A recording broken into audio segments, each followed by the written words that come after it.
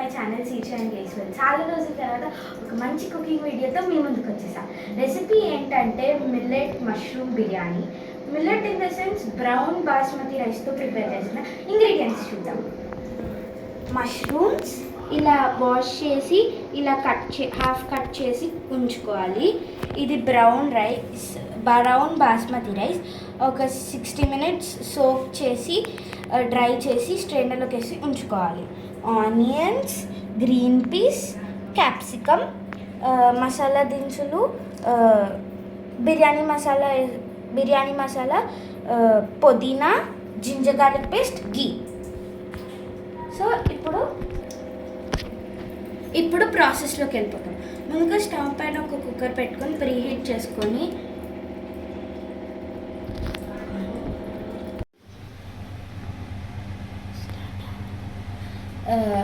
Ghee 2 tablespoons of గీ వేసుకొని అది కరిగిన తర్వాత మసాలా దినుసులు యాడ్ చేసుకొని అది మంచిగా ఫ్రై చేసుకోవాలి.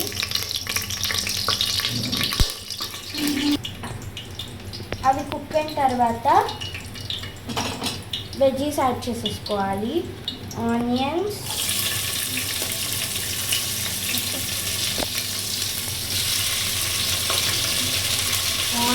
పచ్చిమిరపకాయ, గ్రీన్ పీస్, క్యాప్సికమ్ వేసుకొని మంచిగా ఫ్రై చేసుకోవాలి.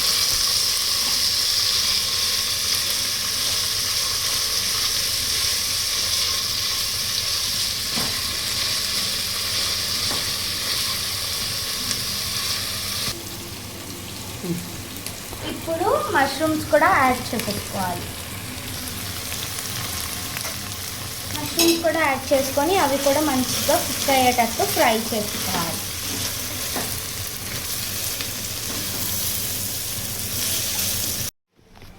ఇప్పుడు అవన్నీ మంచిగా కుక్ చేసుకున్న తర్వాత జింజర్ గార్లిక్ పేస్ట్ యాడ్ చేసుకొని మంచిగా మిక్స్ చేసుకోవాలి. జింజర్ గార్లిక్ పేస్ట్ కలిసేటట్టు.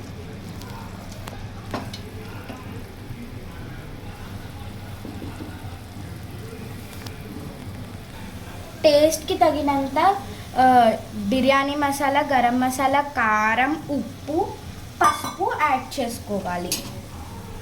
ఇవి కూడా మంచిగా కలిసేటట్టు మిక్స్ చేసుకోవాలి. ఇప్పుడు దాంట్లోకి కొంచెం పుదీనా లీవ్స్ యాడ్ చేసుకోవాలి.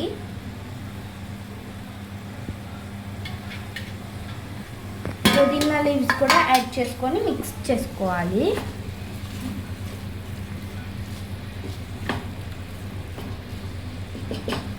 ఇందులో రైస్ కూడా వేసుకొని ఫ్రై చేసుకోవాలి.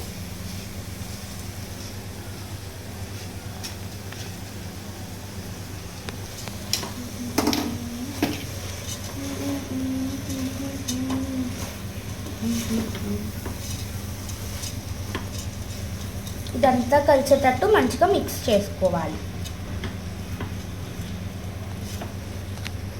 ఇందులో తగినన్ని హాట్ వాటర్ యాడ్ చేసుకొని మిక్స్ చేసుకోవాలి. మేమైతే బాయిల్డ్ హాట్ వాటర్ వేసాము, మీరు నార్మల్ వాటర్ కూడా వేసుకోవచ్చు. ఇప్పుడు ఈ వాటర్ని టేస్ట్ చూసి సాల్ట్ ఆర్ ఏమన్నా మసాలాస్ తక్కువ అయితే యాడ్ చేసుకోవచ్చు. ఇప్పుడు దీనిపైన లిడ్ పెట్టి క్లోజ్ చేసేయడమే. ఇప్పుడు ఇలా మూత పెట్టేసి ఒక విజిల్ వచ్చే వరకు ఉంచుకోవాలి. ఇప్పుడు ఇలా విజిల్ వచ్చేదాకా ఉంచుకోవాలి. ఒక 1 విజిల్ వచ్చిన తర్వాత స్టవ్ ఆఫ్ చేసేసుకోవాలి. ఈ ప్రాసెస్ అంతా సిమ్లోనే చేయాలి. ఇప్పుడు ఎండింగ్ టేస్టీగా మన బిర్యానీ రెడీ అయిపోయింది కాబట్టి ఎండింగ్లో లైట్గా కొత్తిమీర వేసుకొని గార్నిష్ చేసేసుకోవడమే.